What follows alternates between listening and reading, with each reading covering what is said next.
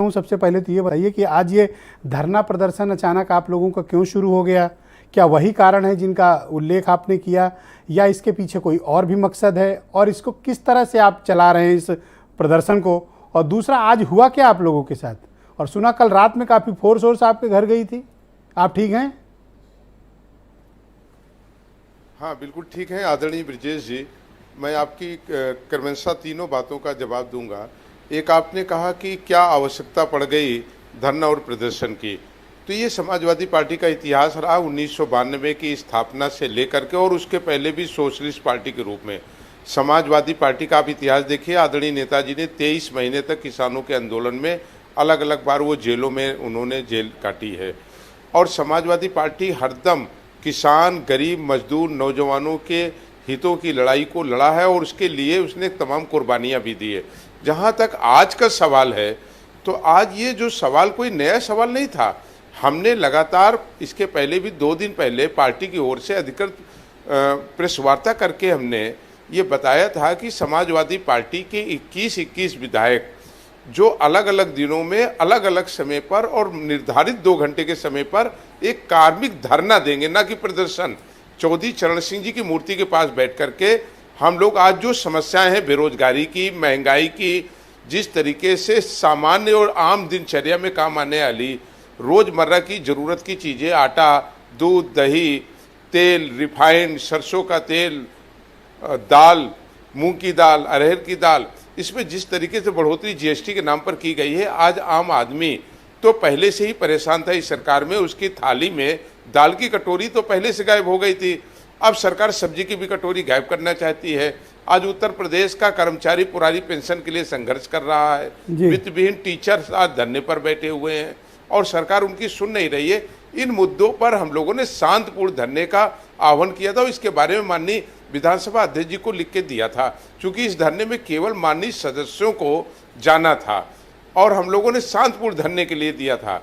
लेकिन जिस तरीके से कल बीती रात में विधायकों के साथ कार्रवाई हुई, उनका परिवार डरा हुआ है, उनके बच्चे डरे हुए हैं। जिस तरीके से इस मुद्दे पर नेक्स्ट सवाल करूंगा, लेकिन मुझे एक बात बताइए कि 19 तारीख से वैसे भी असेंबली सेशन स्टार्ट हो रहा है, मानसून सत्र।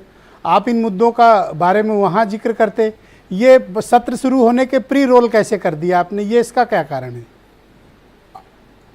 आदरणीय ब्रिजेश जी, लोकतंत्र में व्यक्ति को अपने और विपक्ष को अपनी बात उठाने के लिए सदन और सड़क दोनों का स्थान लोकतांत्रिक ढंग से दिया गया है।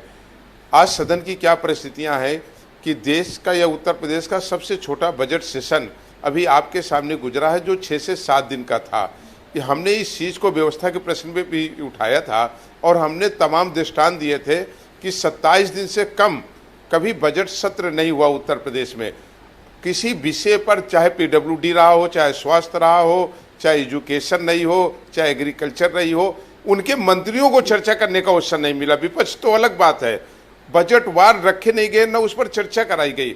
और जब सेशन में समय नहीं मिल पा रहा, तो समाजवादी पार्टी किसान, गरीब, नौजवानों के हितों के लिए सड़क पर भी खड़ी हो गई। नेक्स्ट क्वेश्चन ये कि कल रात में क्या हुआ? धरने का सवाल था कल रात में, और आज दिन में क्या हुआ आप लोग के साथ? नहीं, कल रात का मैं भुक्तभोगी हूँ।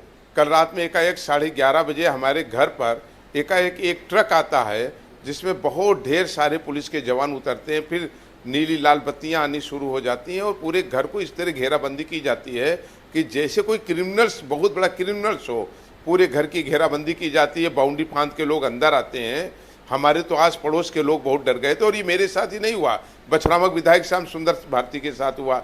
यही स्थिति हमारे एक विधायक अरमान के साथ हुआ, यही रविदास मेहरोत्रा के साथ हुआ, और ऐसे तमाम विधायकों के यहाँ बड़ी संख्या में रात में ही पुलिस पहुंच जाती है।